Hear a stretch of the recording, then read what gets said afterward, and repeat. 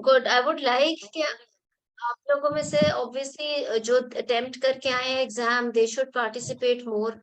उससे ये फायदा हो जाएगा कि आपका ना जो बाकी लोग भी सुन रहे हैं उन लोगों का भी थोड़ा एक्सपोजर हो जाएगा उस चीज से कि किस किस चीज में से गुजर के आए, योर एक्सपीरियंसेस, क्या डेफिशिएंसीज आपको लगी रिगार्डिंग द नॉलेज भी। बट अगेन जो जो कि आपको लगा कि आपको साथ साथ ये इक्विपमेंट लेके जाना चाहिए था, या ये इंस्ट्रूमेंट्स, या फिर आपको लगा कि वहां पे टाइम मैनेजमेंट में ये चीज और बेहतर आप कर सकते थे, so other people can also get some benefit. Secondly, we can discuss a bit of talks या आप लोगों के कोई experiences if I can sort it out।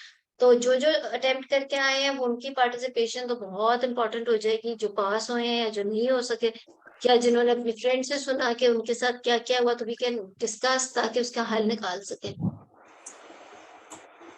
ठीक है, बताओ। अस्सलाम वालेकुम मैम। जी वालेकुम सलाम। मैम मेरा जो केस है ना ऑप्स का, उसमें थी ग्रेविडा 9 थी पेशेंट। और जो है ना वो किसी टाइम फिर जब मैं उससे हिस्ट्री ले रही थी ऑप्स की, तो फिर वो कह रही थी नहीं ये तो 11वां बच्चा है, नहीं नहीं ये तो 10वां बच्चा है। वो खुद ही कंफ्यूज थी और फिर एग्जामिनर के सामने देख रही थी, एक्सप्रेशन दे रही थी ना। और वहां पे मेरा ब्लंडर ये था कि मैंने जो है ना ऑप्स की हिस्ट्री में से हर एक एक बच्चे का डिटेल में पूछा ना, जो कि हमें लॉन्ग केस में करना होता है, यहाँ पे तो टाइम ही नहीं होता है। ऐसे वो ही है। और मैम मेरे वाले केस में जैसे है ना वो पेशेंट ग्रेविडा 9 बता रही थी, तो उसके साथ जो है ना वो उसकी हर प्रेगनेंसी में पीआईएच थी। इस प्रेगनेंसी में पीआईएच थी, फिर आईयूजीआर भी था, फिर एनीमिया भी था, फिर प्रीवियस 2 भी था, फिर लो लाइन प्लेसेंटा भी था। तो मतलब इस पे और एग्जामिनर जो है मुझे जो है ना वो पीए का ही मुश्किल से टाइम मिला, क्योंकि मैंने अपनी हिस्ट्री बहुत ज्यादा लॉन्ग कर दी थी। फिर जब मैं दूसरी उस पे गई ना इसके कनेक्टिव पे, तो जो है ना वो एग्जामिनर तो हर चीज में वाह, अब बेस लाइन पे भी वाह है, अब हेपेटाइटिस बी पे भी क्यों कराओगे मैडम, ये बेस लाइन है। मैं वो वाह वाह में ही वो फिरती रही, मुझे भी कंफ्यूज करती रही। फिर आखिरकार जो है previous to morbid adherent placenta उस तरफ में चली गई, उसको लो लाइन प्लेसेंटा था तो, और एनीमिया की तरफ। खैर मैडम जो है ना वो मैनेजमेंट जो है ना वो आधी में रह गई, तो फिर वो। और मैडम दूसरा मतलब ये था कि हमें जो है ना ट्रेनिंग में ये क्लिनिकल गवर्नेंस और ये वो कुछ ऐसा करवाते नहीं है, ना ही टाइम मैनेजमेंट का होता है। तो इनको चाहिए सीपीएसपी को कि जो है ना ये अलग अलग तरीके से जो है ना वो वर्कशॉप्स वगैरह करवाते रहे, ताकि जो है ना हमें थोड़ा मतलब क्वेश्चन पढ़ने आए, समझने आए। अगर हम पढ़ेंगे समझेंगे नहीं तो हम उनके हिसाब से कैसे जवाब देंगे।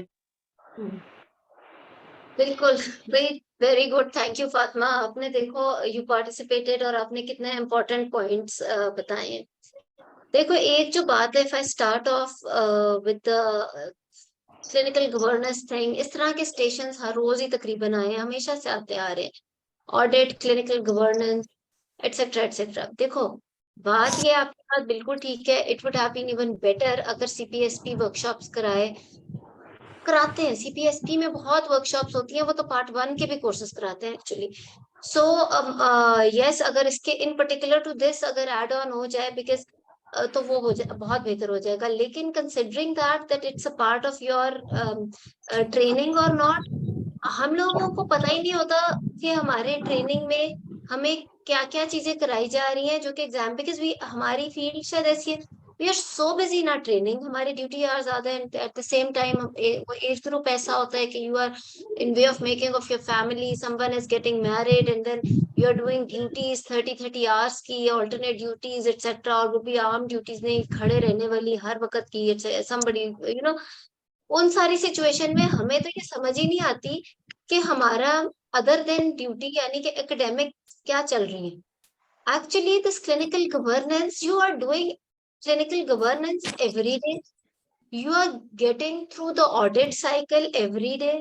ये आप ये हम रियलाइज नहीं करते, बिकॉज हम ऑलरेडी इतने प्री ऑक्यूपाइड होते हैं कि हमारा एम्फोसिस होता है कि हम स्किल्स तो सीखे ना। सेकेंडली ये कि हमारे पर बहुत रिस्पॉन्सिबिलिटी होती है पेशेंट्स की, बहुत ज्यादा, मतलब वो जिस तरह के पेशेंट्स और जिस तरह का वर्कलोड होता है, ह्यूमन लाइफ्स और वो सब, वो सारी की सारी ड्यूटी डॉक्टर्स के ऊपर इतनी बड़ी रिस्पॉन्सिबिलिटी होती है कि हमारा फोकस होता है सारा का सारा क्लिनिकल के ऊपर। हालांकि क्लिनिकल गवर्नेंस के अंदर जो एक इम्पॉर्टेंट पार्ट है वो क्लिनिकल इफेक्टिवनेस है कि जी काम कैसा हो रहा है, स्टैंडर्ड का काम हो रहा है नहीं, वो तो 7 पिलर्स में से एक है उसका कि क्लिनिकल इफेक्टिवनेस। उसके अलावा जो बाकी सारा कुछ है, उसके अंदर मेंटोरशिप क्या हो रही है, उसके अंदर पब्लिक ओपिनियन क्या है, यानी पेशेंट फीडबैक क्या है, उसमें गैदरिंग ऑफ इंफॉर्मेशन या इंटरप्रिटेशन ऑफ इंफॉर्मेशन या रिकॉर्ड मेकिंग क्या है, एटसेट्रा एटसेट्रा। वो जो सारे 7 पिलर्स हैं, we are going through that the moment you enter your department. You are you are starting the clinical governance thing within yourself, लेकिन वो चीज रियलाइज हम नहीं करते। सिमिलरली ऑडिट, हर डिपार्टमेंट में ऑडिट चल रहा होता है। मेडिकल रिकॉर्ड का मतलब ही ऑडिट है। वो इसीलिए तो है कि आप, और खुदा ना खास्ता anything happens and we get meetings done like maternal mortality की, पेरीनेटल मोर्टेलिटी, ऑडिट मीटिंग, ये सब हो रही होती है। बट अनफॉर्चुनेटली हमारे पास टाइम ही नहीं होता उन सारी चीजों में कि हम ये रियलाइज करें, या हम इवन बताया भी जा रहा होता है एकेडमिक कि ये चीजें होती है, या ऑडिट का क्या मकसद है। वी नो कि जी अगर किसी का इन्फेक्शन हो गया तो we compare it, we apply the standard evidence based treatment to that particular patient, etc etc, but हमारा फोकस होता है उस पेशेंट को ठीक करना, या उस पेशेंट का की ऑब्वियसली लाइफ और वो रिस्पॉन्सिबिलिटी जो उस वक्त ड्यूटी डॉक्टर्स के ऊपर होती है, वी फॉरगेट कि हम एक्चुअली उसमें से गुजरे। तो क्योंकि बहुत सारी चीजें जो इवन एमआरसीओजी के भी करिकुलम में एडेड है, जो हम प्रैक्टिस नहीं करते, वो हमारे सीपीएसटी वाले एग्जाम में नहीं देते। सीपीएसटी में एग्जाम का पार्ट वही है जो कि actually you are going to part the moment you enter your department. For example clinical appraisal में, या आप आरसीओजी का करिकुलम उठाओ तो क्लिनिकल अप्रेजल का शायद उतना ही बड़ा एक सेगमेंट है या किताबें लिखी हुई हैं या चैप्टर्स है उनके करिकुलम में, जितना कि क्लिनिकल गवर्नेंस का या ऑडिट का। CPSP doesn't talk about clinical because we don't have clinical appraisals है। Similarly we don't talk much about many other things जो वहां पर हैं, जो हमारे नहीं, they don't talk about too much of the legal issues because हमारे उस तरह के well defined legal issues regarding sexual act, regarding many other things, reproductive act, etc etc, वो implement नहीं हुए हुए हमारे कंट्री में। they don't talk about all those things, उस पे स्टेशन नहीं आता। स्टेशन उसी चीज पे आता है जो आप एक्चुअली डिपार्टमेंट में कर रहे हो। आपको कभी कभी बीच में मीटिंग्स में when you're present, supervisor is sitting in the meeting or in morning meeting or anywhere, they do mention it। ये हमने वर्ड्स कोई एग्जाम में जाके पहली दफा नहीं सुनी होती क्लिनिकल गवर्नेंस, हमने एग्जाम में पहली दफा जाके ऑडिट नहीं सुना होता, हमने एग्जाम में पहली दफा जाके रिकॉर्ड मेकिंग या ऐसी चीजें नहीं सुनी होती, क्योंकि ये जिक्र हुआ है, but because we are too much busy and we have too much of responsibility patients की, फैमिली की, वो एज ग्रुप ऐसा एक्सेट्रा एक्सेट्रा, कि वी फॉरगेट कि this is actually part of our academic as well. Number 1। Number 2 ये कि there are many other things, जैसे मैंने आपको बताया उन चीजों में तो हम पढ़ते ही नहीं है। तो आई डोंट थिंक कि जी आरसीओजी की चीजें ले लेके स्टैंड ऑन हो रही है, हालांकि वो हमारे एफसीपीएस में नहीं है। देयर आर मेनी थिंग्स, जैसे कि टीचिंग का इतना बड़ा सेगमेंट है हमारे कंट्री में, मेडिकल एजुकेशन ही का एक अलग चीज से रिलेटेड, तो वो टीचिंग का इतना बड़ा स्टेशन ही आ जाता है आपका कि जी वो अजीब अजीब टर्म्स ही दे दें कि जी ब्रेनस्टॉर्मिंग क्या है, gold fish something something gold, there are many many ways of बहुत टेक्निक्स होती हैं टीचिंग की। टीचिंग का तो एक पूरा मॉड्यूल होता है, बट हमारे एफसीपीएस में इसलिए नहीं because we are not doing it in that way. हालांकि टीचिंग फिर भी है कि चलो you are teaching your junior resident या you are doing around etcetera etcetera, but उस लेवल का तो आता तो वही है। ये clinical governance really starts the moment you step into your department। अच्छा, उसके अलावा जो आपने कहा कि ग्रेविडा 12 थी वो पेशेंट, या ग्रेविडा 9, यस, देखो वो जो हिस्ट्री है ना, because she had previous very, उसकी previous history of each and every pregnancy was very very significant. जैसे कि उसका हर baby was IUGR, she was having PIH, and definitely she has come to you. Exam में भी यही चीज assess हो रही है कि 9 प्रेगनेंसीज के बाद अगर वो आपके पास आई है, इस दफा तो उसका आईयूजीआर नहीं होना चाहिए, because she has come to the specialist, to the real, मतलब यू नो, पहले अब वो आपके पास रेफर होके आई है। अब बिकॉज अब आप अगर फेलोशिप की डिग्री लेने जा रहे हो तो मरीज अब एक एक्सट्रीम डॉक्टर के पास आ गया है, इससे आगे you can not refer your patient anywhere. So अब वो आई है, तो अब तो उसका यूजीआर नहीं होना चाहिए, उसकी history is again very very important. I take another class, जो मैंने कहा था मंडे या ट्यूसडे कमिंग वीक में लूंगी, जो कि आईएमएम एमसीपीएस, वो एक्चुअली एफसीपीएस की प्रिपरेशन का भी होगा कि आपने अब तैयारी करनी है कैसे। ये जो इन अगले स्टेशन पे आपको इन्वेस्टिगेशन में लेके बैठ गई एग्जामिनर के, मतलब आप की तैयारी ऐसी होनी चाहिए, आपका पहला जवाब ही ऐसा होना चाहिए not dare take you to another track. आपका सॉरी, मुझे म्यूट करना होगा सबको। आपके पहले जवाब से ही उसको पता लग जाएगा कि मतलब एग्जामिनर को समझ आ जाए कि वो डेयर ही नहीं कर सकती कि आपको ऑफ ट्रैक करे, राइट। वो किस तरह हो सकता है कि जब आपने इतनी को अच्छी तैयारी करके गए हो, हर चीज आपके फिंगर टिप्स पे हो। देखो, ये जो हिस्ट्री है, आपकी हिस्ट्री की तैयारी ऐसी नहीं होनी चाहिए कि आप प्राइमरी ग्रेविडा में हिस्ट्री लोगे। हिस्ट्री की तैयारी ऐसी होनी चाहिए कि ग्रेविडा 12 में आपने अगर 10 मिनट का स्टेशन है और मैनेज भी करना है पेशेंट को, तो 2 या 3 मिनट आपके पास है, तो यू शुड नो एग्जैक्टली कि इन 2-3 मिनट्स में आप अपने काम की चीजें उससे कैसे पूछनी है। और वो एग्जामिनर भी देख रहे हैं, and you can really impress the examiner. आपका अगर ऐसा केस आया, देखो एक पेशेंट इतनी ग्रैंड ग्रैंड मल्टी है, she has got so many problems, previous IUGRs and now PIH and now placenta previa, etc., previous cesarean या जो भी। ये तो बड़ा आसान केस है, बल्कि मुश्किल केस तो वो होता है जिसमें पेशेंट हो प्राइमरी ग्रैविडा हाइपोथायरॉइड की, एक चीज है उसमें। उस चीज में तो एग्जामिनर आपको इतना घुमाएंगे हाइपोथायरॉइड में, मतलब उसमें तो फिर गुंजाइश ही नहीं है कि आप कोई गलती की भी गुंजाइश हो। तो मतलब अगर आप तो मतलब अगर सॉरी, मुझे ना ये म्यूट करना, आई डोंट नो ये किसका म्यूट है। अगर अगर आपका ये मल्टी ग्रेविडा वाला है, तो अब फॉर एग्जांपल ये वाला केस है, आपके फिंगर टिप्स पे होना चाहिए कि आपने पास्ट ऑब्स्टेट्रिकल हिस्ट्री में क्या क्या पूछना है। आपने अच्छा, अब ग्रेविडा 9 है, उसके पहले 3 बच्चे आईयूजीआर, फिर 2 मिसकैरेजेस, उसके बाद फिर 4 बच्चे आईयूजीआर, तो यू कैन आस्क, अच्छा फर्स्ट बच्चा जो है वो इस साल में हुआ, ग्रोथ कम थी, कितना वजन था, पहले तीनों बच्चों के वजन कम थे, क्या आपको वजन याद है क्या थे, उन तीनों प्रेगनेंसीज में क्या आपका ब्लड प्रेशर का मसला ज्यादा था, क्या उनमें से कोई बच्चा एबनॉर्मल था, दूसरा नंबर वाला एबनॉर्मल था, ठीक है, क्या मसला था, वो बच्चे का सर्वाइवल रहा था या नहीं रहा था, जो भी पैदाइश पे डॉक्यूमेंटेशन क्या हुई थी, या वो सारा कुछ। उसके बाद आपने उसका जो है फिर, अच्छा 3 अगली मिसकैरेजेस है, ये तीनों फर्स्ट ट्राइमेस्टर मिसकैरेजेस थी, क्या इसमें डीएनसी हुई थी, क्या किसी हमल में बच्चे की हार्ट बीट आई थी, कि पहले 3 महीनों में आ गई, फिर 2-2 3-3 प्रेगनेंसीज को लेके फिंगर टिप्स में होगा, तो वरना फिर ये होगा कि आप पहले 3 प्रेगनेंसीज का अगर एक साथ पूछ रहे हो and you forgot to ask about the जो उसको एस्टिमेटेड बेबी वेट याद है जिसमें उसका बच्चे की बर्थ हुई थी, if you forget to ask that, या यू फॉरगेट टू आस्क कि जी सेकंड बच्चा एबनॉर्मल था तो उसकी डॉक्यूमेंटेशन पोस्टमार्टम हुई थी या नहीं हुई थी, या क्या एबनॉर्मेलिटी थी, एटसेट्रा, और यू फॉरगेट एनीथिंग 3 प्रेगनेंसीज के बाद जब आप अगली 3 पे आए हो, तो now you can not go back to the first 3 pregnancies. जब आप 3 3 प्रेगनेंसीज का एक साथ कर रहे हो, तो हर चीज फिंगर टिप पे, क्योंकि अगर आप 3 प्रेगनेंसीज के बाद अगली 3 प्रेगनेंसीज और उससे अगली 3 के बाद फिर पहली पे जाओगे, तो आपका जो पेशेंट है वो भी कंफ्यूज हो जाएगा, वो फिर यही बार बार कहेगा मेरे पिछली अमल को छोड़े, मेरा तो ये 9वां अमल है, इसको देखे, मेरी जान छोड़ दे, मतलब this is the way you deal with the human mind.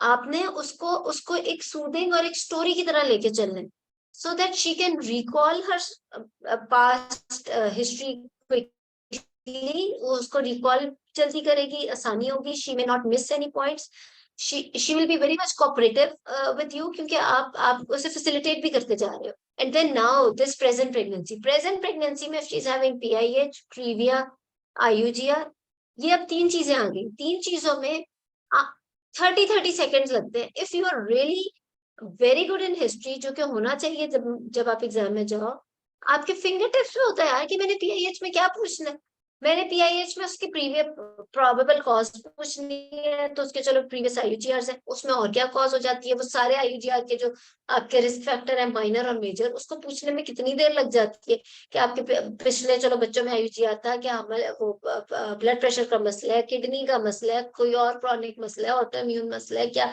वो सारा पूछ के, और चलो एवरेज हाइट फैमिली में क्या चल रही है, maybe it was an SGA baby, और उसके बाद आप कोई स्मोकिंग है, अल्कोहल है, वो सारा कुछ जो आपके माइनर और मेजर रिस्क फैक्टर्स है, 30 सेकंड्स भी नहीं लगते। उसके बाद प्रेजेंट पीआईएस मेडिसिन लेनी है कि नहीं, कोई symptom, headache, vision, vomiting, oedema, epigastric pain है कि नहीं, ये पीआईएच की हिस्ट्री होगी। प्रीविया की तो वैसे ही बड़ी आसान है कि जी ब्लीडिंग हुई है नहीं, किस किस वीक में जाके, किस महीने में जाके आपको पता चला था कि नीचे वाला। अब ये आपकी हिस्ट्री के स्किल्स हैं। यू में अगर 4-5 मसले पेशेंट में तो 4 मिनट लग जाएंगे, बट उसमें फिर आपकी फिंगर टिप्स पे होगा तो। और फिर एग्जामिनर भी आपके स्किल को देख रही होंगी कि she is so very well prepared कि इसको ये 4 मसले आ गए इस पेशेंट में, and she is able to cover everything. If not cover everything, इन सारों में अगर आप 2-4 चीजें मिस भी कर जाओगे तो आपको थोड़ा सा बेनिफिट ऑफ डाउट भी मिल जाता है। इसलिए मैं कह रही हूँ मुश्किल केस वो होता है जिसमें पेशेंट एक मसले के साथ बैठा हो। Primary gravida with anaemia, most difficult case to pass. Primary gravida with thyroid, primary gravida with asthma, ये तो बहुत मुश्किल केसेस हैं। उसमें हिस्ट्री तो आप 2 सेकंड में खत्म कर लोगे, लेकिन उसका वाइवा जो होगा ना फिर वो, because patient has got one problem, और वो फिर आपको आपको उसमें घूमते रहेंगे। इसमें तो आपका सिर्फ ये स्किल है कि आपने मेन मेन चीजें गैदर करनी है, and you can not afford to miss it in exam also and in real life also. Frankly, अगर ग्रेविडा 9 आपके क्लिनिक पे आके बैठेगी इंशाल्लाह later on you be practising, बाहर आपके 10 मरीज और बैठे हैं, तो you can not give half an hour to this patient. आपके पास ज्यादा से ज्यादा 10 से 15 मिनट ही है उससे बात करके, मैनेज करके उसको इन्वेस्टिगेशंस लिख के देने के लिए। And if you miss your points in that, तो there is no point that she has come to a specialist. फिर तो वो अपने जिस जीपी को दिखा रही थी या लोकल किसी एमबीबीएस डॉक्टर को नो हमल में दिखाती रही है, फिर तो वही बेहतर। So even in real life, also in an exam, you cannot afford to miss anything in a Gravida 9 patient who is high risk considering PIH, previous IUGRs, etc. वो उसी सूरत में कि आपके फिंगर टिप्स पे हो। सिमिलरली फिंगर टिप्स पे इसका examination और इन्वेस्टिगेशन। देन अगले स्टेशन पे जब अगर आपको एग्जामिनर ने कहा she can ask you why hepatitis B, why this, और उसके पहले वाई भी अगर आप उसको एक जिसे कहते हैं ना आंखों में आंखें डाल के प्रॉपर जवाब दे दो, तो she can not dare to take you off track. पर वो तब होता है जब आप इतने कॉन्फिडेंट हो अपनी तैयारी में। बेसलाइन तो आपको वाकई लिस्ट में आपको पता होना चाहिए कि हेपेटाइटिस बी क्यों कराना है। Baseline is not just baseline क्योंकि ये बेसलाइन है तो हम करा रहे हैं। बेसलाइन देखो, अगर हम किसी ऑब्स के पेशेंट में लिम्फ नोड्स चेक कर रहे हैं, it's not just that because it's a part of general physical examination. नहीं, it's not just a part of general physical examination, it has got its own significance, you should know that. अगर आप उसका heart sound सुन रहे हो, you need to know S1, S2 or added sounds or any murmur, and if you find any murmur, being an obstetrician we try to know कि क्या murmur है। why? because जब एक पेशेंट आपकी clinic पे enter हो गई है या आपके ओपीडी में आ गई है, जहां भी आप काम कर रहे हो, and you are seeing it as an obstetrician, and you miss for example कि उसके लिम्फ नोड्स एनलार्ज थे, आप उसे मैनेज करते रहे हो, you have not done the general physical properly and you have missed the lymph nodes, और बाद में जाके पता चलता है वो तो हॉजकिंस की पेशेंट थी। तो डू यू रियली डिजर्व कि patient should come to you as an कि मैं एक फेलो और एक स्पेशलिस्ट के पास जा रही हूँ? वरना तो दुनिया में हमारे तो गली गली में हर जगह डॉक्टर बैठ गायनेकोलॉजिस्ट बैठे हुए हैं, and they are even doing deliveries and they are doing हर चीज ही कर रहे हैं वो। बट अगर वो इस वक्त एग्जाम में भी यही असेसमेंट है कि वो एक जीपी या एमबीबीएस के पास नहीं है, वो एक फेलो एफसीपीएस डॉक्टर के पास है, and FCPS is that doctor जो अब आगे रेफर नहीं कर सकता पेशेंट, राइट? अब वो अब एक एक्सट्रीम है। Now you can not refer your patient anywhere, because अगर आप ही एफसीपीएस तो किधर भेजोगे, और एफसीपीएस के पास ही भेजोगे ना, तो वो तो आप खुद हो। तो फिर मतलब इसका मतलब है कि वो पेशेंट फिर कहाँ जाए? सो इफ यू फिर इसलिए ये जो डिग्री है ना, इसीलिए तो इसकी रिस्पॉन्सिबिलिटी ऐसी है कि आपको कोई चीज, अब जनरल फिजिकल में अगर आपने किया, you find lymph nodes are enlarged, you may be you find something in her eye or in her mouth or some pre-sacral edema or etc etc, you find some really something, तो आप physician को involve कर सकते हो कि चलो lymph nodes enlarged, that's not my field but I've found an incidental मेरी एक फाइंडिंग आ गई है, तो why not let's get it investigated, और later on कुछ आ भी गया तो चलो वो चीज मिस नहीं होगी, उस पेशेंट की जान बच जाएगी, तो फर्क पड़ गया। तो इस वजह से if you're getting hepatitis B test done, any baseline done, make a list of those investigations, और फिर आप उसको एक एक चीज का रीजन, इवन ये तो कहते हैं कि यूरिन में पसल्स आए तो क्यों आए, यूरिन में कीटोन्स आपने क्यों चेक किए, लेकिन आप अगर पहला जवाब ही उसको आंखों में आंखें डाल के दोगे, to let that examiner know that this is not my case. My case is GDM. Why you are asking me about hepatitis B? आपके जवाब और आपके तरीके से ही उसको अंदाजा हो जाना चाहिए कि this girl knows her answers, she knows she has got the knowledge. और मैं अब इसको ऑफ ट्रैक में लेके जाऊंगी तो मेरा भी टाइम वेस्ट हो रहा है, इसका भी, तो चलो let's get back on the right track. So उस, लेकिन ये सब तब ऐसे नहीं कि आपको पता ही नहीं है और आप कर रहे हो, फिर तो बिल्कुल ही नहीं पास हो सकते. ये तभी पॉसिबल है जब आपने उसको अच्छा जवाब एक देना है और उसकी आंखों में आंखें डाल के करना है कि why you talking about these things, right. So तैयारी इसी तरीके से करके जानी है. ठीक है बात मैम. मैडम एक ये फॉरेस्ट प्लॉट थे जो इन्होंने किया, इन्होंने हमारे सारे नंबरों को 0 कर दिया तकरीबन. ये थोड़ी ये गड़बड़. बहुत मुश्किल, बाकी सारे स्टेशन अच्छे हुए थे तो हुए थे कि हम पास हुए, लेकिन इसने सबको डुबो दिया, ये 0 बात कर तो है. दिया. ये एक आधा अब इसमें हम क्या स्टेशन बस देखो. करें? सबसे ज्यादा मुश्किल ये मसला आ गया ये है. बात आप ठीक कह रहे हो कि ऑल ऑफ अ सडन सारी जिंदगी क्या क्या आप करते जाओ और पता नहीं क्या आ जाए एकदम से. Yes, this is a good idea कि सीपीएसपी एक प्रॉपर वर्कशॉप्स कराए अबाउट स्टैटिस्टिक्स. एक स्टैट्स की, वैसे स्टैट्स की तो शायद वो रिसर्च वाली होती है, उसके अंदर वो सारा कुछ कवर भी करते हैं. उन वर्कशॉप में चलो ये उन्हीं के अंदर दे टॉक अबाउट ऑडिट और clinical governance, they talk about mentorship also. ये जो, अच्छा नहीं, वो लेटर ऑन बाद में आपकी ट्रेनिंग के बाद होती है सुपरवाइजर स्किल्स की वर्कशॉप. उसके अंदर ये सारा कुछ कवर होता है, टीचिंग और क्लिनिकल गवर्नेंस, ऑडिट और वो सारा कुछ. मैडम ऐसे जिसमें सबके 0 जा रहे, ऐसे इसको काउंट ही नहीं करना चाहिए ना, जब सारे या फिर कैंडिडेट. उसकी वर्कशॉप्स करानी चाहिए. हाँ, इसका फिर तो एक ही इसको हल है जो मैं मार्क्स अभी इस काउंट लेवल नहीं पे करनी आपको. चाहिए, क्योंकि इतने 50 स्टूडेंट से 2 या 3 पास डेली कराची से, ये तो बहुत जुल्म है मैडम. कब तक हम इस हाँ, तरह ये तो करते सारी रहेंगे? और जिंदगी से दफा होता ये आ रहा है. देखो मैं बात पता ये है कि है, इसी तरह मैं रखते तो हैं कि कोई अपने भी. हर क्लास मैं तो अपनी हर क्लास में कहती हूँ कि वहां पर ये ना सोच के जाओ कि वहां कोई भी एग्जामिनर, सीरियसली देखो, अगर पूरे दिन में 2 लड़कियां पास हो रही हैं तो वहां पे कोई भी एग्जामिनर फ्रैंकली पास करने नहीं बैठा हुआ. वो बहुत क्रिटिकली आपको देख रहे हैं. देखो वो जो एग्जामिनर के एंड पे भी आके देखो ना, कितनी बड़ी रिस्पॉन्सिबिलिटी है. अगर वो किसी को पास कर देंगे and they really think that person doesn't deserve, तो वो एक बहुत ही खतरनाक काम करने जा रहे हैं जिसमें लिटरली बहुत सारी मदर्स की लाइफ एट स्टेक हो सकती है. सो वो बहुत क्रिटिकली एनालाइज कर रहे होते हैं आपको. And you you really get to know this after you get into your real clinical practice, कि आप किस किस सिचुएशन में घिरते हो. आप आप आपके कई दफा इर्द गिर्द इतने लोग आगे खड़े हो जाते हैं and you have to be very confident about what you are saying.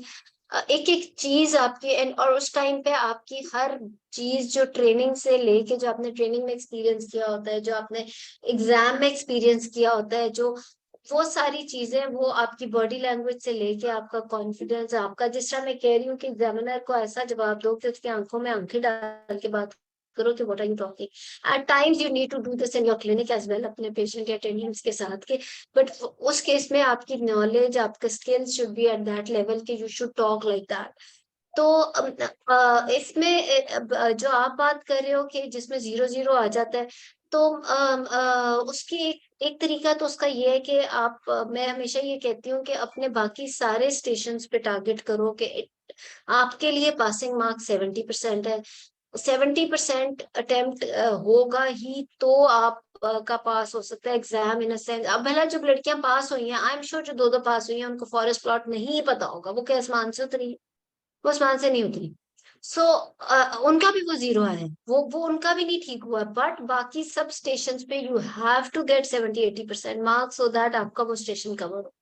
और फिर बार बार यही कि 2 से 2 लड़कियां अगर पास हो रही हैं तो ये सोच के मत जाओ कि आपको कोई, बल्कि आप ये सोचो कि एग्जामिनर आपको उल्टा एक्सप्रेशन देगा. आपको एग्जामिनर मतलब if you are really doing a good job, maybe an examiner will try to show you कि you are doing it wrongly, just to know exactly कि वाकई you really mean to do all this. तो literally exam में कई दफा बड़े बड़े तमाशे भी होते हैं, मतलब आई हैव सीन एग्जामिनर, मैंने तो खैर अब तो I am not a coordinator, या मेरे तो अपने एग्जाम को 10 साल गुजर गए, but I have been through, even I remember why viva also, जब एनीमिया का वाइवा था, और I still remember my examiner threw his pencil, उसने जमीन पे इतनी जोर से पेंसिल मारी कि तुम सब क्या गलत बता रही हो, मतलब क्योंकि मैं एक पेशेंट ब्लड लगवा के आया हुआ था, ये 10 साल पहले की एक्चुअली बात है, ब्लड लगवा के आया, ब्लड लग रहा था उसको 37 वीक्स पे समथिंग, और हर HP was 8, which is not a wrong idea. मैं रिफ्यूज कर रही थी, आई वाज लाइक कि मैं तो ब्लड नहीं लगाऊंगी, क्योंकि ये 37 वीक्स में है ही नहीं। मैंने मतलब पेशेंट ख्याल है, मैं तो जिधर जिना हॉस्पिटल लाहौर की थी यार, और लेकिन मैंने कहा कि मुझे तो पहले ये तो प्रूफ ही नहीं, मेरे तो ख्याल से 3 वीक्स माइनस की पेशेंट है, क्योंकि उसकी तो डेट्स ही नहीं पता, और ये डेट्स तो मैं तो केस ही कहीं और ले गई। अब they were so irritated by all this because they wanted to discuss blood transfusion, they wanted to, और मैंने कहा कि ये तो आयरन लगने वाला पेशेंट है, कि चलो अगर ज्यादा से ज्यादा हुआ तो I'll give a, why is she admitted in the hospital, 2 blood क्यों लग रहे हैं इसको, एक्सेट्रा एक्सेट्रा। दे बट मैं वहीं पे रही, एंड आई स्टिल रिमेम्बर के बाद में दोनों एग्जामिनर्स मेरे पास आए, एंड दे रियली अप्रिशिएटेड, और दे आस्क्ड मी कि कहाँ से आई हो, क्या हो, एक्सेट्रा एक्सेट्रा। तो बट मुझे वो जेस्चर याद है कि मतलब, लेकिन डरने की उसमें कोई बात नहीं थी, उसकी आंखों में आंखें डाल के बात किए जाओ कि I know my case, I am doctor, मतलब अगर वहां पर तो सिनेरियो ये, हमारे जमाने में तो लॉन्ग वाइवे होते थे, तो सिनेरियो यही होता है कि जो पेशेंट उधर काउच पे बैठे हैं बस वो है, और आप, फिर और कोई नहीं इर्द गिर्द, फिर आपके पीछे एग्जामिनर है या जो है, फिर नहीं है, मतलब you are going to manage that patient. तो आप ऐसे ही हो जैसे आप क्लिनिक पे लेके जा रहे हो, कोई आपके मैनेजमेंट को ऑब्जेक्ट नहीं कर सकता, because you got the qualification. So so वहां पे बड़ा ही कुछ होता है। सिमिलरली मतलब I have, this was a very strong gesture, कि मुझे मतलब काम कंपा देने वाला जेस्चर था, कि मैं शायद फौरन ही डिट्रैक हो जाती, लेकिन अल्लाह का शुक्र है, बिकॉज मे बी ऑब्वियसली उसमें ट्रेनिंग सुपरवाइजर वो सब का भी बड़ा होता है, कि उन्होंने भी बड़ा सिखा के, और एक्चुअली वो ये बात दिमाग में रख लो कि वो एग्जामिनर आपसे छोटा नहीं है, जिस दिन आपको एग्जामिनर अपने से थोड़ा सा छोटा ही लगना शुरू हो गया ना, उस दिन एग्जाम पास होता है, ठीक है ना। तो उसको भी आप उल्टा उसी तरह का जेस्चर दे सकते हो, उसकी आंखों में आंखें डालो, and I still remember there was a bottle on the table, और मैंने वो बॉटल उठाकर ना जरा साइड पे रखी, जस्ट टू शो के आप बात सही तरह करें, मतलब व्हाट यू टॉकिंग। तो लेकिन आई स्टिल रिमेम्बर मेरे दोनों एग्जामिनर्स वर लाइक के, और आई डोंट नो मेरे स्टेशन पे कितने नंबर आए थे, लेकिन मुझे याद है कि वो एग्जाम के बाद, हालांकि इस तरह इजाजत तो पता नहीं होती है कि नहीं, लेकिन उन दोनों ने मुझे आके बहुत ही अप्रिशिएट किया था कि हमने तो पूरी कोशिश की कि तुम इससे डिट्रैक हो और change your management. So your concept, your preparation, your, आप बस अपने अंदर एक साइकोलॉजिकल प्रिपरेशन भी बहुत इंपॉर्टेंट है, कि जो एग्जामिनर आपके सामने, जैसे भी हमें अभी एक डॉक्टर ने, फातिमा ने बताया है कि मुझे वो बार बार कह रही थी हेपेटाइटिस बी क्यों, ये क्यों, no, the other person can not and they should not dare to detract you, वो आपको ऑफ ट्रैक नहीं कर सकता। आपने वहां कॉन्फिडेंटली बैठना है, वहां कोई आप ना आप उससे छोटे हो ना वो, बिकॉज इंशाल्लाह आज एग्जाम पास हो रहा है तो you will be sitting with that person on the next, on the other side of the table. So but ये सारा कुछ तब पॉसिबल है जब आपकी नॉलेज अच्छी हो, आपका आपके you know what you are talking, आपकी प्रिपरेशन इतनी ठीक हो, you know the evidence based thing, कि आप उसका एक एविडेंस बता सको कि ये एविडेंस है और ये है इस वजह से ये है। तो फिर कोई आपको चैलेंज नहीं कर सकता, ठीक है ना। डॉक्टर रूबा, Excuse मेरी me, भी जो है थी ना ओवेरियन सभी कार्सिनोमा की मैनेजमेंट। पारे को thank you ma'am, thank you, भाई, थैंक जो यू जो सो मच। पास हो गया वो पहले ये तो बताता जाए कि मैं पास हो गई। अल्हम्दुलिल्लाह डॉक्टर रूबा, जितनी आपने मेहनत कराई पास थी नहीं ना। हो जाना है, लेकिन वही बात है कि this exam is a part of your grooming, it's a very good part of your grooming, training का ही एक ये पार्ट है exam, याद एग्जैक्टली। रखना। ये जो असेसमेंट होती है, इट इज, ये आपके अंदर, ये जो मैं कह रही हूँ ना कि आपका, आपको इंशाल्लाह when you will be sitting, इंशाल्लाह भी सभी भी जब when you be doing your clinic, और even when you will be sitting in your OPD, तो आप इमेजिन ही नहीं कर सकते आप किस किस सिनेरियो में, कई दफा आप ऑपरेशन थिएटर के अंदर ऐसी सिनेरियो में फंस जाते हो कि आप सोचते हो कि अब इस पेशेंट का क्या किया जाए, यू नो। बट तो एग्जाम उस वक्त फिर एहसास होता है कि शायद वो जो एग्जाम था वो तो कुछ भी नहीं था, ये जो सिनेरियो अब रियल लाइफ सिनेरियो में जब आप फंस रहे हो। So it is a part of that grooming, ताकि आपको एग्जैक्टली पता हो कि आपने फेस कैसे करना है इस चीज को। हाँ जी सभी। डॉक्टर अरूबा, सबसे पहले बहुत बहुत ज्यादा थैंक यू।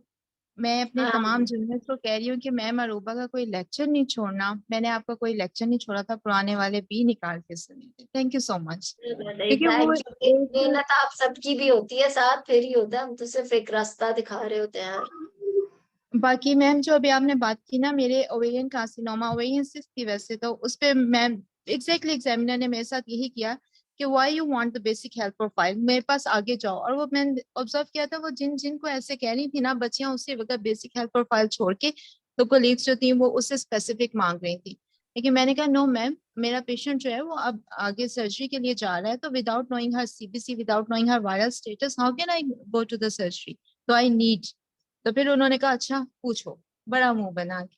तो ये अभी आप जो बात कही ना कि examiner try to retract you from your goal, they from do, your path, they don't do. Ever think, yes वहां आपका ये बच्चों वाला एग्जाम नहीं है, ये तो एक एक्सट्रीम एग्जाम है, ये तो सबसे सबसे आखिरी एग्जाम है। इसमें how can you expect that examiner is going to give you any hint, और दे आर नॉट, ये सोच के, नो डाउट देखो वो भी इंसान है, इंशाल्लाह वो भी पास करते हैं, लेकिन अपने अंदर तो ये बात यकीन से रख लो कि वहां वो पास करने नहीं बैठे हुए। They are not going to give you any hint. उनके कंधों पे इतनी बड़ी रिस्पॉन्सिबिलिटी होती है कि उन्होंने आपको हर तरीके से वैल्यूएट करना है। वो एक चांस भी नहीं ले सकते कि वो एक ऐसे बंदे को ले जाके स्पेशलिस्ट डिक्लेयर कर दे।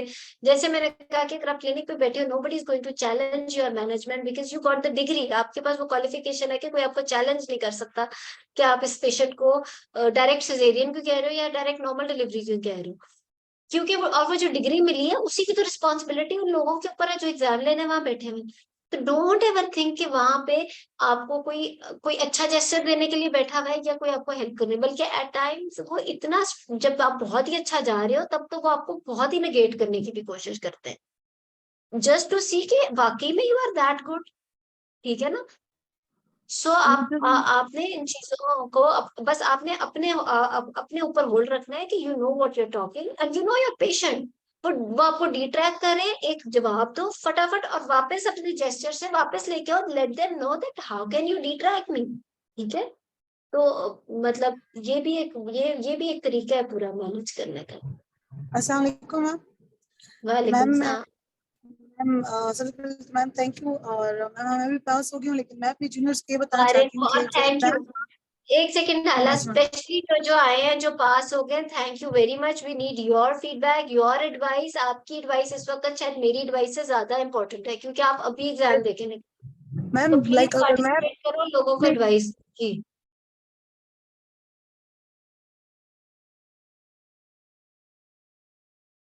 हाँ जी हाला। एग्जाम्स का वो करता हूँ तो यस आपके मैम। मैम तो आवाज नहीं आ रही। एग्जाम था तो मैम लाइक मैम मैं ये बता रही हूँ कि जो एग्जाम था तो मतलब वो कोई इतना मुश्किल नहीं था। मैं तो सबसे पहले सबको ये बताना चाहती हूँ कि एग्जाम आसान था और हम सबको सारी चीजें आती है। लाइक अगर मैं अपने जो मेरा फर्स्ट अटेम्प्ट था जो कि मैंने फेल किया था, तो उसमें और इसमें मेरा डिफरेंस था। लाइक डिफरेंस मेरा ये था कि जो जिन लोगों ने पास किया था तो उन्होंने टेम्पलेट फॉलो किया था कि बायोडेटा भी लिया था, मेडिकल से फिर जो उसके चीफ कंप्लेंट्स है उसको भी मैनेज किए थे, हिस्ट्री में जो मेडिकल हिस्ट्री सर्जिकल वो सारा। फिर इस तरह मैडम ने मुझे कहा कि तुम क्यों एग्जामिन करोगी, मुझे मेरा रिपोर्ट बताओ। तो मैंने कहा कि नहीं मैं तो करूंगी एग्जामिनेशन। फिर मैंने कहा मैंने इसकी रेलेवेंट एग्जामिनेशन भी करनी है, मुझे इन्वेस्टिगेशन भी चाहिए, और फिर मैंने उसको ट्रीट करना था। तो मतलब इनकी बात सही है कि एग्जामिनर्स डिट्रैक्ट कर रहे थे, लेकिन दूसरी बात मेरी ये है कि जो कुछ एग्जामिनर्स थे उन्होंने मुंह भी बनाया था। इवन जो मेरी ऑडिट वाली थी तो उसने इतना अजीब मुंह बनाया था और मैं उसको देख के हंस रही थी। लाइक दिल में तो मैं सोच रही थी कि अनीस ने मुंह बनाया, लेकिन मैं उसको ऐसे हंस हंस के देख रही थी। और उसने दो एग्जामिनर, एग्जैक्टली। यस मैम दोनों। तो तो मैं इसमें डरने इन की सबको कोई ये कहना बात नहीं चाहती हूँ होती। जी बिल्कुल। तो मैं इनको ये बताना चाहती हूँ कि किसी की भी हमसे अच्छी तैयारी, मतलब जो फेल हुई उनकी भी तैयारी उतनी ही अच्छी है। लेकिन मसला ये है कि कुछ लोग, अब मेरा जब फर्स्ट अटेम्प्ट था तो मैंने शायद इससे ज्यादा पढ़ा हो, लेकिन मुझे पता नहीं था कि मैंने टेम्पलेट फॉलो करना है। और दूसरा ये कि मुझे बहुत ज्यादा एंजाइटी हो गई थी। मतलब जब मैंने मेरा फर्स्ट स्टेशन पे पेशेंट, लाइक जब एग्जामिनर का मूड खराब था तो मुझे मुझे डर लग रहा था। अब इस बार मैंने ये किया था कि एग्जामिनर अगर उसका मूड खराब है या जो भी है, मैं उसको हंस हंस के देख रही थी और उसको इस तरह शो कर रही थी कि मैं बहुत ज्यादा कॉन्फिडेंट हूँ। और मतलब एग्जैक्टली। आखिर तक मैम ये आखिर में ये कुछ तब एग्जाम होता है बहुत जब अच्छे भी आपका होते थे। नॉलेज बहुत अच्छा हो। अब जैसे हाला कह रही है ना, ये आप तब बोंगिया मारोगे and you're showing over confidence, वो फिर गलत है। ये बॉडी लैंग्वेज तब आती है जब you know what you are talking, ठीक है ना? तो यस मैम, मैम यस क्योंकि हमें इसी तरह मैंने हाँ की तो वो तो बोलना था। और मैम दूसरी बात मैं ये exactly. कहना चाहती हूँ कि मैम कुछ एग्जामिनर्स बहुत अच्छे थे मैम। मेरे 6 स्टेशंस पे मैम मुझे एग्जामिनर्स ने आखिर में 2 मिनट दिए कि बस आपने सब कुछ बता दिया, अब सांस लो। एक ने मुझे रोल हाँ नंबर स्लिप भी लगा के दिया। तो लाइक ये नहीं कि सब बुरे हैं, उसमें अच्छे एग्जामिनर्स भी हैं, लेकिन ये है कि कुछ थोड़े से वो थे और वो 5 मिनट्स के बाद खुद ही देखिए, सही हो जाते थे। आपने तैयारी सबने करके जानी है बुरे एग्जामिनर की, और तैयारी करके जानी है 70 मार्क्स प्लस।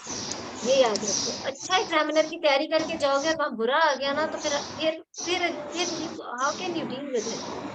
तो वही बात, हालांकि if you get good examiner and you are prepared for the bad examiner, तो वो आपका एक रेस्ट का स्टेशन सा बन जाता है। यार मैं म्यूट करूंगी, ये कैसी आवाज आ रही है? ठीक है, तो वो फिर आपका वो बल्कि आपके लिए एक एडेड जो है ना सुकून वाली बात हो जाती है। एक सेकेंड, और कोई बोले, मैं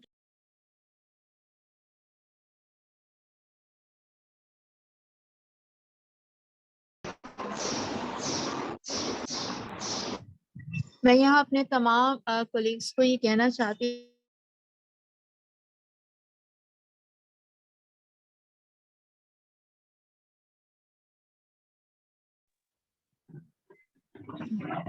स्ट्रेस ना लें, एग्जाम बहुत इजी है। दूसरा, अपने टेम्पलेट से मत हटिएगा। मैं किसी स्टेशन पे अपने टेम्पलेट से नहीं हटी थी और मैं एंड तक गई थी। और सुनने का पूछने का तरीका वही होता है जो अभी डॉक्टर अरूबा बता रही थी, आपने कंपोज करके पूछना होता है। मेरी पेशेंट ऑप्स की ग्रेविडा 7 थी, तो मैंने उसकी पिछली सारी प्रेगनेंसीज को इकट्ठा करके पूछा था, आपको आपके किसी हमल में कोई मसला हुआ हो, बच्चे की पैदाइश के दौरान या हमल के दौरान, या आपके और आपके बच्चे को कोई मसला पूछा हो। उसने कहा कि मेरी पिछली सारी प्रेगनेंसीज ठीक थी, ना मुझे कोई शुगर, ब्लड प्रेशर, खून की कमी। ये बाद में मैंने इन्यूमरेट कर दिए थे। उसने कहा नहीं, तो मुझे पता चल गया कि ये प्रेगनेंसी, इस प्रेगनेंसी में कोई ऐसी चीज है जो सिग्निफिकेंट है, और पिछली जो थी वो नॉन सिग्निफिकेंट थी, so leave them. Secondly, template के एंड तक जाओ। मैंने एंड तक उनसे पूछा कि एनी ड्रग एलर्जी, तो आपने अपना टेम्पलेट का कोई पॉइंट मिस नहीं करना, ठीक है। और तीसरी बात है कि प्लीज वाकई में आप वर्स्ट एग्जामिनर्स के लिए तैयार करो। पता नहीं मेरी ब्लैडर इंजरी की एग्जामिनर कौन थी, लेकिन वो इतनी वर्स्ट थी कि उन्होंने कहा ब्लैडर रिपेयर करो, और फिर सबसे पहले उसका था डायग्नोस। मैंने डायग्नोस में कहा मैडम ब्लैडर इंजरी। मुझे कहती 6 साल की ट्रेनिंग में तुम्हें किसी ने डायग्नोसिस नहीं अभी तक बोलना सिखाया। और मैं साथ साथ अपने ग्लव्स पहनना, इंस्ट्रूमेंट उठाना शुरू कर दिए थे, ताकि मैंने कहा कि ये ना हो कि इनकी रिट्रैक्शन में और इनकी डांट में मैं अपना मेन गोल भूल जाऊं कि मैंने ब्लैडर को रिपेयर करना है। मैंने कहा जी मैम। कहती है दोबारा से पढ़ो। मैंने पढ़ा, फिर मैंने कहा शायद वो चाह रही है कि मैं मुकम्मल बता दूं। कहती है मुझे डायग्नोसिस बताओ पहले, फिर मैं तुम्हें रिपेयर की इजाजत दूंगी। फिर मैंने उन्हें पूरा बोला कि madam she is patient para for previous four caesarean section, now proceeding for total abdominal hysterectomy, iatrogenic bladder injury during the procedure। कहती हैं अब करो स्टार्ट। अब वो स्टार्ट करने में वो एग्जामिनर, वो जो बच्चा उनके पास बैठा हुआ था हेल्पर, उसने पता नहीं कहाँ पे ऊपर फंडस के ऊपर कहीं जाके तो ब्लैडर का कट लगाया हुआ था। मैं कहा madam I can not identify where is the injury. मुझे कहती है तुम्हें तो इंजरी नहीं आइडेंटिफाई हो रही, तुमने रिपेयर क्या करनी है। तो मैंने उनको छोड़ के उस बच्चे की तरफ मुंह करके मैंने कहा आपने कट कहाँ लगाया, मुझे कट बता दें। और वो बिल्कुल छोटा सा फ्लैश के नीचे कट लगा हुआ था। मैंने उसको पकड़ा और मैंने स्टार्ट कर दिया, और मैंने कहा इससे पहले कि मेरे स्टेशन पे टाइम कम रह गया, मैंने उन्हें स्टेप सारे इन्यूमरेट कर दिए थे। और मेरे स्टेप सुनते ही उनको पता चल गया था कि मुझे ब्लैडर इंजरी आती है, और मैंने रिपेयर स्टार्ट कर दी थी।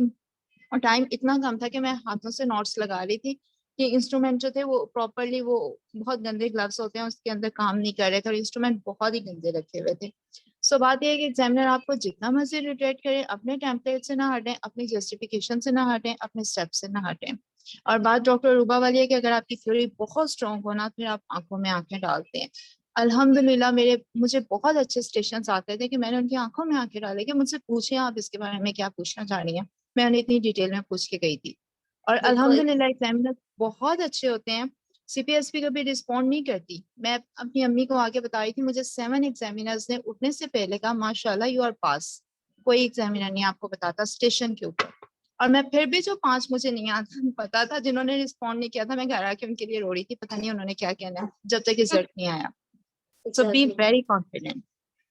बिल्कुल। देखो, बात बिल्कुल यही है, और इंशाल्लाह व्हेन यू विल पास, बाकी जो सारे हैं, तो दे विल आल्सो रियलाइज के एग्जैक्टली मतलब क्या है कि जब एग्जामिनर छोटे छोटे लगने का, जब आप वहां बैठे होते हो और आपको पता चलता है कि एग्जामिनर तो इतने इतने से है, यू नो, विद ये स्टेटमेंट आपको पता चलती है इंशाल्लाह the day you really pass your exam. And obviously ये तभी पास करते हो जब आपकी बहुत, अगली क्लास में बताऊंगी कि how to start off preparing for the exam which will include specifically FCPS MCPS, लेकिन मुझे बेचारे आईएमएम वाले बड़े बच्चों ने मैसेज किया हुआ है तो हम 10 मिनट उसकी भी बात जरूर करेंगे। लेकिन एफसीपीएस और एमसीपीएस की मोर लेस एक ही तरह की ट्रेन, एक ही तरह की तैयारी होती है, तो वो जरूर करूंगी ताकि वो अभी से आप उस तरीके से करो एंड देन इंशाल्लाह यू विल। इसमें देखो ऑब्वियसली मैं ये नहीं कहूंगी कि दुनिया जहान की, you know, how can you remember, वो तो गाइडलाइन, दुनिया जहान के इंसिडेंसेस, दुनिया जहान की पता नहीं कौन से साइंटिफिक इम्पैक्ट पेपर्स या टॉक आर्टिकल्स या आपको पता नहीं क्या क्या, how can you, but there is a way कि तैयारी कैसे करनी है। आपको पता हो कि आपका जो पेशेंट है उसका एविडेंस बेस्ड जो आप बात कर रहे हो ना वो क्या है। और वही वाली सभी वाली बात के दे वांट टू, वो अब देखो जिस तरह से ब्लैडर इंजरी वाली बात की है, तो उसमें तो सुन के भी कई लोगों के, यू नो, मेरे भी थोड़ा सा हाथों फूल जाते हैं कि अच्छा एग्जामिनर ने ये स्टेटमेंट पास कर दी कि इतने साल की ट्रेनिंग में तो तुम्हें यही नहीं समझ आया। हालांकि this should not be allowed, ये ऐसे नहीं कहना चाहिए एग्जामिनर को। ये तो आई टोटली, मैं इसको बिल्कुल एक्सेप्ट नहीं करती इस बिहेवियर को। लेकिन वही बात है कि please prepare yourself for the worst examiners. CPSP की पूरी कोशिश होती है कि वो इस चीज को स्क्रूटनाइज करें, वो एग्जामिनर्स को भी चेक में रखते हैं कि कोई आपको पर्सनल कमेंट ना दे या आपको कोई भी they give you feedback performance जो बहुत सीरियसली लिए जाते हैं आफ्टर द एग्जाम कि कैंडिडेट्स का क्या फीडबैक था उसमें। आप इवन अगर कोई बात हो तो इन पर्टिकुलर एग्जामिनर का नाम लिख कर भी कर सकते हो कि उसने मेरे लिए ये पर्सनल कमेंट किया या मेरे साथ इस तरह से बिहेव किया। तो और वो उस चीज को इतना सीरियस एक्शन लेते हैं कि मैंने, मुझे खुद भी पता है कि वो कई एग्जामिनर्स को ऑफ लिस्ट भी कर देते हैं, लाइक उनको एग्जामिनेशन सिस्टम से आउट कर देते हैं बिकॉज अगर बहुत ज्यादा फ्रीक्वेंटली उनके अगेंस्ट कंप्लेंट आई हो। So your feedback really matters, but however prepare yourself for the worst examiners. जैसे सभी ने कहा, टेंशन में नहीं आना भाई, वो तो कह रही है कि 6 साल 8 साल में तुम्हें यही नहीं समझ आया। एंड देन फॉर एग्जाम्पल, अब जैसे सभी ने बताया, ये बहुत इंपॉर्टेंट बात है जो उसने बताई है कि you are not finding out कि किधर इंजरी है, ठीक है। तो ये नहीं कि हाथ पांव फूल के, तो अब इस दफा तो स्टेशन ही सिर्फ 10-10 मिनट के हैं और बहुत ज्यादा नॉलेज उसमें सेस करना होता है। तो ये नहीं होता कि आप जो है अब काट ही नहीं मिल रहा, you know, you are not finding out कि कहाँ इंजरी है। तो अब आप हाथ पांव फुला के कभी पूरा ब्लैडर इधर उल्टा रहे हो, कभी पूरा ब्लैडर उधर उल्टा रहे हो, कभी ये इतना, यू नो, ये तो बड़ी डिस्गस्टिंग सी सिचुएशन लगती है कि पूरा वो गोट का है जिसका भी ब्लैडर शीप का उन्होंने रखा होता है इधर जो भी कर रहे हो। तो ये क्या, instead if you get a person standing near by, आप उससे कह सकते हो मेरे से इंजरी। एक और तरीका, कई दफा वो हेल्पर नहीं खड़ा होता, कैंची पकड़ो, नाइफ पकड़ो, कुछ पकड़ो, खुद ही इंजरी बनाओ and start repairing. Okay, because the station is about repair, bladder repair, it's not about finding out where is injury. अगर आपको नहीं मिल रही है और आपने इतना बड़ा कट भी लगा के कर रहे हो तो साथ साथ बोलते जाओ कि ड्यूरिंग प्रोसीजर मैं डाइट टेस्ट करूंगी या मैं कुछ ये करूंगी, I don't have a dye here, मैं कहाँ से ले, यू नो, आपको कोई पैदा तो नहीं हुआ ना, आपको पता होगा किधर इंजरी। आप कह सकते हो कि इंट्राऑपरेटिवली म्यूकोजा के कलर से मैं कर सकती हूँ, ये तो एक इसकी में ब्लैडर पड़ा हुआ है, इसकी तो ब्लड सप्लाई नहीं है, इसका म्यूकोजा और मसल का कलर ही, उनका डिफ्रेंसिएशन नहीं हो सकती। तो तरीका बता दो कि how will you find out where is the injury. अगर नहीं मिल रही तो तरीका बताओ, खुद ही कट लगाओ और इंजरी स्टार्ट करो रिपेयर करना। So these are few things जो कि प्रेजेंस ऑफ माइंड बहुत जरूरी है। जैसे सभी ने देखो सही किया, उसका दिमाग में आया कि हेल्पर खड़ा है, इसी से पूछ लो यार किधर कट लगा है, और साथ बोलो कि this is a very rare site for the bladder injury, ये फंडस पे कहाँ इंजरी होती है, राइट या कहीं ट्राइगोन में नीचे दे दिया तो उससे उस पे करोगे ये, क्योंकि हमारी जो फील्ड है उसमें फंडस पे तो नहीं, उस पे तो कहीं उसकी पोस्टीरियर वॉल पे इंजरी होगी या उसका मतलब इस तरह के, तो बोल दो कि ये तो इंजरी की जगह ही गलत बना दी, मतलब you know you can comment on that as well. तो ताकि examiner should not dare to say कि आपसे तो इंजरी आइडेंटिफाई नहीं हुई। और इसी तरह कोई ना कोई इंस्ट्रूमेंट पड़ा होता है, समझ ही नहीं आता कि वो एम्ब्रियो ट्रांसफर कैथेटर है या पता नहीं क्या है या क्या नहीं है, तो वो पैक्ड है तो उसको उल्टा करके उसका नाम पढ़ लो कि ये है और ये है, कि ये पेल है या नहीं है कई दफा। और वो रैपर हमेशा पड़ा ही होता है साथ, या वो कहीं डस्टबिन में गिरा होता है या वो कहीं इधर उधर गिरा होता है, तो इवन आप वहां से उठा के देख लो कि इंस्ट्रूमेंट क्या है, बिकॉज आपने तो मार्क्स लेने उस स्टेशन पे ना, आपका आप ऐसे तो नहीं हो सकता कि आप जो हो इसी में डांट खा के आ जाओ, जो कि क्वेश्चन ही नहीं था कि आइडेंटिफाई द इंजरी, क्वेश्चन तो था रिपेयर।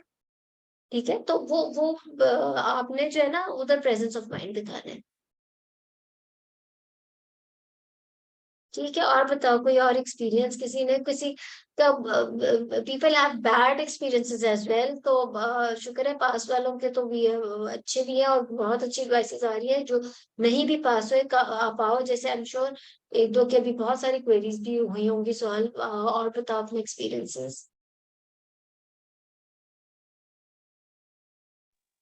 मैडम वैसे कराची में पासिंग मार्क्स इन्होंने बहुत कम रखी है, है ना इस दफा? क्यों इस तरह है? ऐसा नहीं होना चाहिए मैडम। यार ये मैं बता देती हूँ, ये सारी जिंदगी से है, ये सारी दुनिया में, ये सारी जिंदगी से है, ये सारी जिंदगी से है, ये सारी दुनिया में है। ये थोड़ी किस्मत भी हो जाती है कि जी इस्लामाबाद सेंटर वाले पास नहीं हो रहे हैं, फॉर एग्जांपल किसी दफा लाहौर वाले नहीं हो रहे, किसी दफा कराची वाले नहीं हो रहे, और किसी दफा कोई सिमिलरली इवन अगर आप वर्ल्ड ओवर भी देखो एग्जाम्स का सिस्टम आरसीओजी का, वो कहते हैं इंग्लैंड में सबसे सख्त एग्जाम होता है, सिंगापुर जाके दे दो, फलानी जगह जाके कर लो। It's not like that, it is you, your preparation, I am telling you. और वो दिन अल्लाह ने अगर आपका पास होना कराची में लिखा है, तो आप, अगर एक लड़की पास हो रही है तो वो आप ही होगी। सो ये दो तीन मैडम चीजें, आई डोंट रियली थिंक कि सेंटर से आपकी किस्मत ही बदल जाए। जी मैडम 5 दिन वाइवा हुआ, 5 दिन डिफरेंट पेपर बने। डे 1 और डे 4 डिफिकल्ट था, बाकी इजी थे। हाँ, ये तो भी जिस दिन किस्मत मैडम मैंने भी डिफिकल्ट था नोट लोग किए। पास नहीं हुए। और मैडम फर्स्ट हम्म, अटेम्प्ट वाला को आइडिया नहीं होता, जो 2 साल से पढ़ा है वो अच्छा उसको आइडिया होता है, तो ये चीज भी काउंट करती है, अपनी प्रिपरेशन भी, लक भी, बिल्कुल पेपर ये भी, मैंने एग्जामिनर नोट भी। किया। बिल्कुल, बिल्कुल ये मैंने भी नोट किया है कि वो, अच्छा वो ये अब किसी ने लिखा हुआ है कि कराची में हर दफा ही सख्ती होती है, तो ये बात है, देखो डिपेंड्स। असल में कैंडिडेट्स में भी बड़ा फर्क होता है, आपस की बात है। देखो जो कराची वाले होते हैं ना, मे बी वहाँ दे एक्सपेक्ट बिट मोर, जो कराची के एग्जामिनर्स हैं, फ्रैंकली ऐसा फीलिंग होती है कि मे बी उनका एक्सपोजर शायद ज्यादा है, या उनके, या शायद वो कुछ ज्यादा ही पढ़े लिखे होंगे, या I don't know, they are always very strict, yes, but candidates भी कराची के बहुत लायक होते हैं, वो फेल बेचारे हो जाते हैं, लेकिन ओवरऑल अगर आप उनको, उनके साथ बात करो तो you really get to know कि उनकी नॉलेज, उनका उनका जो है ना, जिसे कहते हैं ना लेटेस्ट एडवांसेस से उनका, उनकी जो नॉलेज होती है, they are more updated than may be. ये एक ओवरऑल देखो, different populations, different areas, different उसके डिफरेंट होता है ऐसा कि उनके एग्जामिनर्स के भी दिमाग तेज है, उनके कैंडिडेट्स के भी दिमाग तेज है। सिमिलरली लाहौर में ट्रेंड डिफरेंट है, लाहौर में कुछ एग्जामिनर्स बहुत सड़े हुए होंगे, मतलब थोड़ा ज्यादती वाले सड़े हुए, जैसे सभी ने कहा कि जी उसने इस तरह के कमेंट्स पास किए, लाहौर में जरा इस तरह के कमेंट्स वाले थोड़े से ज्यादा होते हैं, बट इस्लामाबाद वाले may be are more lively, वो शायद बड़े दिल, आई डोंट नो। सो ये है डिफरेंट पॉपुलेशन का फर्क, और इसको इसी तरह लेके चलना पड़ेगा। लेकिन अगर कराची में ज्यादा सख्त हैं और ज्यादा पढ़े लिखे एग्जामिनर हैं, तो कैंडिडेट्स भी वहां पे ज्यादा, उनके दिमाग बहुत तेज है कैंडिडेट्स के, as compare to may be other city. So yes it is like that, but इसका कोई हल नहीं है, ये पूरी दुनिया में। अगर इंग्लैंड के कैंडिडेट्स का और आप वो कहते हैं और है, तो सिंगापुर में और है, पाकिस्तान में और है, इंडियंस का और है, वो यू कैन नॉट, आप उसको नहीं कर सकते इस चीज को चेंज।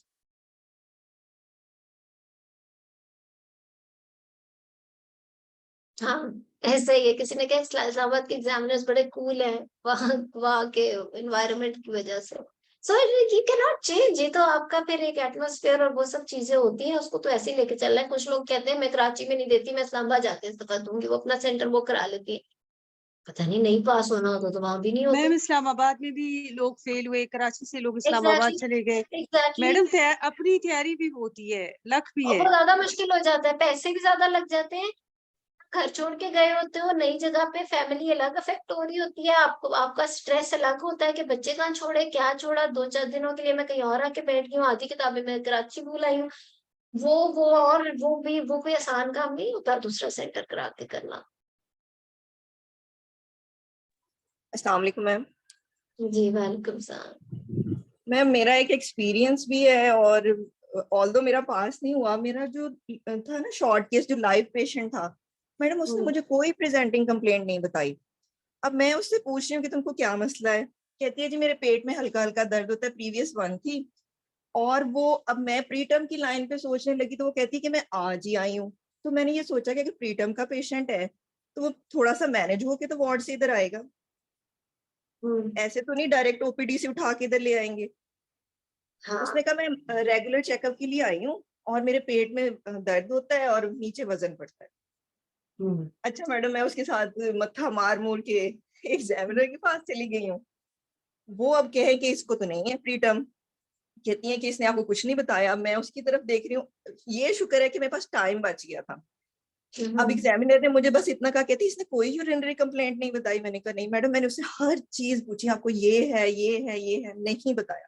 लेकिन मैं ये बताना चाह रही हूँ कि उस टाइम ये नहीं करना कि एग्जामिनर के पास बैठ के तो आप दोबारा पेशेंट के पास नहीं जा सकते। जब एग्जामिनर ने कहा ना कि यूरिनरी कंप्लेंट नहीं है कोई बताई, तो मुझे ये क्लिक कर गया कि उसको कोई यूरिनरी कंप्लेंट है। मैं फिर एग्जामिनर को छोड़ के उसके पास चली गई। फिर मैंने उससे पूछा कि आपको कोई मसला है ऐसे, तो उसने मुझे बताया कि इंक्रीज फ्रीक्वेंसी है, बर्निंग मिक्चुरेशन है। मैडम देखो बहुत ये ज्यादा मैं बहुत गुड, थैंक यू। हाँ सानिया, आपकी आवाज कट गई। मैडम बहुत ज्यादा, मतलब मैं कहती हूँ उस टाइम ना पेशेंट ही बहुत आपको कंफ्यूज कर रहा था। वो बेचारी खुद भी बहुत डरी हुई थी, पता नहीं उसको ये एटमॉस्फेयर कैसा लग रहा था। उसके कोई 10 पास सेल्स थे, वो पता नहीं क्यों उसको ले आए, उनको कोई वार्ड से पेशेंट नहीं मिला, ओपीडी में वो आई 10 पास सेल्स के साथ और उठा के उन्होंने बिठा दिया और उसको अपनी कंप्लेंट भी भूल गई कि मैंने क्या बताना है। तो वो सिचुएशन भी बड़ी खराब है। लेकिन मैं ये इसलिए मैंने ये शेयर किया कि अगर आपको पेशेंट कुछ नहीं बताता और एग्जामिनर कुछ थोड़ा सा पूछ लेता, दोबारा पेशेंट के पास चले जाओ, बिल्कुल, दोबारा उससे थैंक पूछ यू। लो। ये बड़ा ही इम्पोर्टेंट एडवाइस है जो सानिया ने हमें दी। देखो एक बात मैं बताती हूँ, अव्वल तो सबसे पहले इट इज इम्पोर्टेंट कि आपका एक सिस्टमेटिकली तो चल रहा हो। इट्स ऑलवेज बेटर कि पेशेंट हो गया, एग्जामिनर पास बैठे, discussion should start, this is the ideal situation. Rarely but if happens, for example आपने स्पेकुलम डाला है सर्विक्स देखने के लिए एंड यू सडनली रियलाइज कि ये तो मल्टी प्रायरस है, इसकी तो वजाइना, इसके लिए पतला सा स्पेकुलम मेरे से गलती होगी, अब सर्विक्स नहीं मिल रहा, अब मैं किधर जाऊं।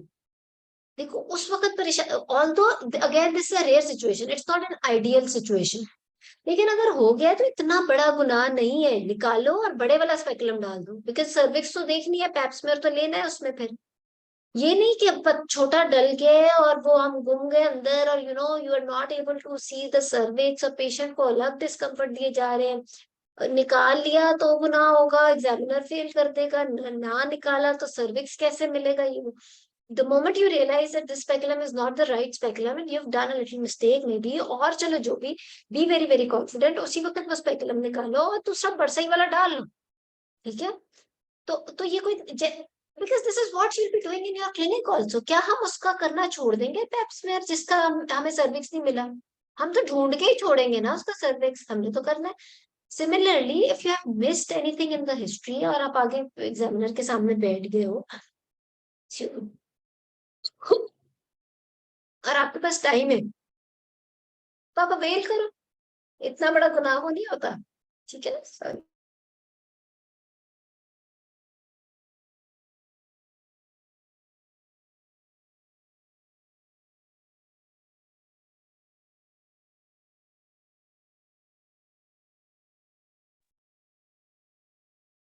ठीक है, तो वो कोई इतना बड़ा वो नहीं चीज हो जाती कि आप वो कहो कि these are few little scenarios जिसमें आपने यही सोचना है कि you're sitting in a clinic और ये वो पेशेंट है कि obviously ideally it should not happen कि once you have examined the patient, आप एग्जामिनर के सामने आके बैठ गए और फिर वो कहती है कि जी ये हो तो वो।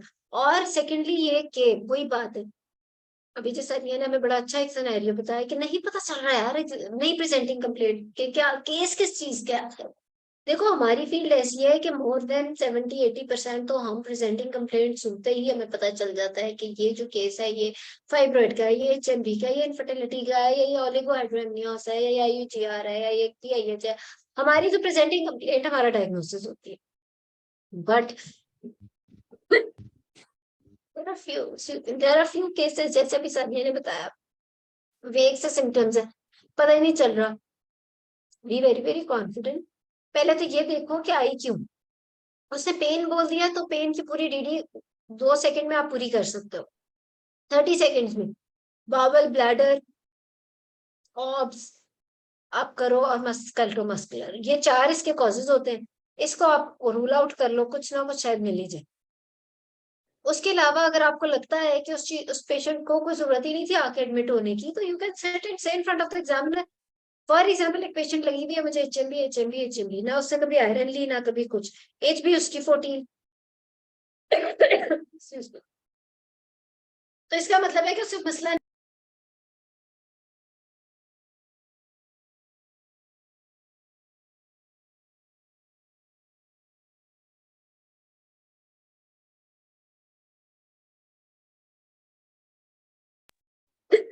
ठीक है। तो ये मैडम भी चीज डायरेक्ट क्वेश्चन कर लेना चाहिए। मैडम मरीज से डायरेक्ट पूछना चाहिए कि आपको क्या बताया गया है, आप क्यों दाखिल हुए, मैडम वो बता देते हैं। हाँ, यो कुछ तो नहीं पता चल रहा भाई, आई क्यों थी हॉस्पिटल, कोई वजह है पेशेंट आता है, अच्छा मैडम वो क्यों आई? बताते हैं कोई ऑपरेशन होना है, बच्चा कमजोर बताया, वो हाँ, डायरेक्ट वहां से एग्जैक्टली उससे आप उस पे पहुंच सकते हो। फिर वो लगी अच्छा, वहां पे ऐसा भी केस बिठाया होता है। फ्रैंकली मुझे पता है कि एक दो एग्जाम में हमारे वक्त तो आते थे, बल्कि अब इसमें भी अभी तक तो नहीं आया जब से एक्सटेंडेड टॉक्स हुए, लेकिन क्योंकि सीपीएसपी पहले ये करता रहे तो आई एम श्योर ये भी होगा आगे, कि वो बिठा देंगे पेशेंट को, लेकिन ट्रीटमेंट की जरूरत नहीं होगी उसको। जैसे मैंने आपको बताया है कि वो पेशेंट बोलती जाएगी मुझे एचएमबी है, लेकिन उसकी एचबी मुसलसल या she is not clinically paid. HB उसकी 14 या एचबी इवन 12 है, बट शी इज सेइंग कि उसको एचएमबी है। आप उसे बार बार पूछ रहे हो आयरन देती हो नहीं देती हो, लेकिन एचएमबी वो कही जा रही है। तो किस चीज की एचएमबी है? जब एचबी उसकी ठीक है, तो आपने उसको अच्छी तरह सॉर्ट आउट करना है कि क्या वो साइकोलॉजिकली कुछ ऐसी बातें कर रही है या वो वाकई एचएमबी का केस है। तो ये क्लिनिकल असेसमेंट भी बड़ी इंपॉर्टेंट होती है। अब 10 को जैसे सानिया कह रही है कि एग्जाम में भी लाने की क्या तुक थी, ठीक है ना? तो इसी तरह मे बी वो केस इसीलिए वहां पे बैठा हुआ है कि ताकि you can sit in front of examiner and से कि ठीक है, यूरिनरी जो मसले हैं वो तो इवन एम्पिरिकल ट्रीटमेंट से ढाल हो जाते हैं, मैं साथ उसका टेस्ट मैं करा लूँ, तो एडमिट होने की तो कोई बात ही नहीं बनती। तो दीज आर फ्यू थिंग्स जो कि आपने वहां पे इस चीज को भी असेस करना होता है कि क्या ये वाकई कोई केस भी है कि नहीं।